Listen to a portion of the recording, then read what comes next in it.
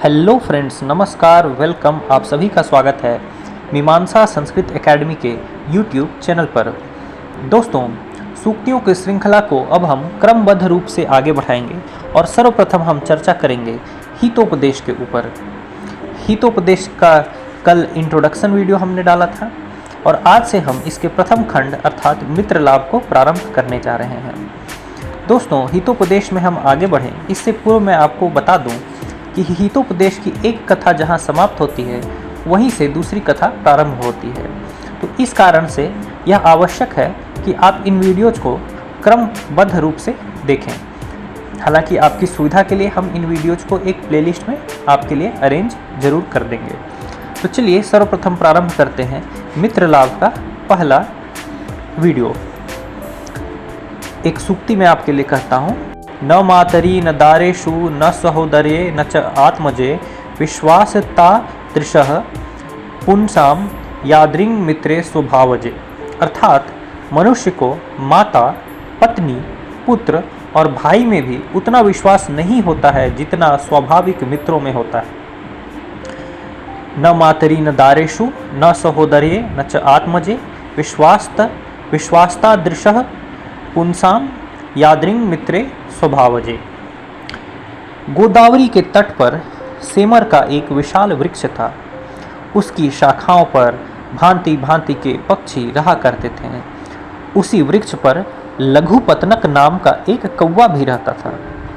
एक दिन प्रातःकाल उसे एक शिकारी दिखाई पड़ा। उस शिकारी को देखकर वह ऐसा डरा मानो उसी का काल मनुष्य रूप में आ रहा हो। वह सोचने लगा, यह अपशकुन आज न जाने क्या अनर्थ करेगा।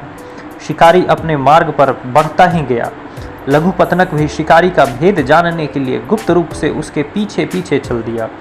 उसने देखा शिकारी कुछ दूर चलकर एक वृक्ष के नीचे ठहर गया।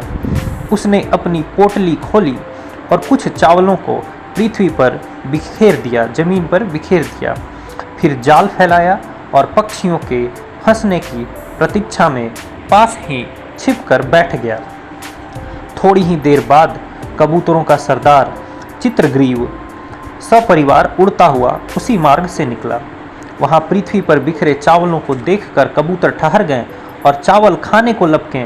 सरदार चित्रग्रीव जो कबूतरों का सरदार था, उन कबूतरों में सबसे अधिक चतुर था। उसने कबूतरों से कहा, साथियों, इस निर्जन वन में जहाँ कुछ भी नहीं है वहाँ चावलों के दाने देखकर मुझे आश्चर्य होता है। अवश्य ही दाल में कुछ काला है।